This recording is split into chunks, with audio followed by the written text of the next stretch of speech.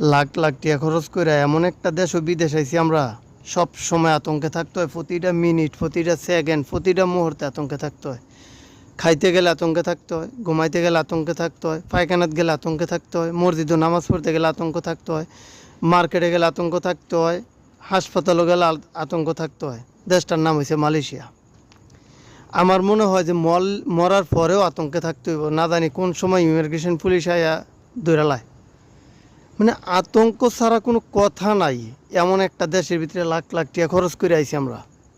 আইছিলাম বড় স্বপ্ন নিয়ে। এই স্বপ্ন যে দুঃস্বপ্ন হইছে বা দুঃস্বপ্ন হইব এটা তো আর আমরা বুঝি নাই। এখন আমরা যেটা করে এটাই দোষ। দোষ করছে এজেন্টে, এজেন্টের কারণে অবৈধ হয়েছে মানুষ। অনেক এজেন্টের কোনো দোষ নাই, সাধারণ শ্রমিকের দোষ। আচ্ছা গেল এটা। মানে বাংলাদেশের এমপি মন্ত্রীরা কি এটি দেখে না? বিভিন্ন সোশ্যাল মিডিয়া, ফেসবুকে, তারপর টিকটকে, ইউটিউবে, বিভিন্ন জায়গার ভিতরে এটি প্রচার হইতেছে। এত পরিমাণে এই দেশের পরিস্থিতি খারাপ। হ্যাঁ, তো এই বিষয়টি নিয়ে আসলে খুব তাড়াতাড়ি কিছু করার দরকার।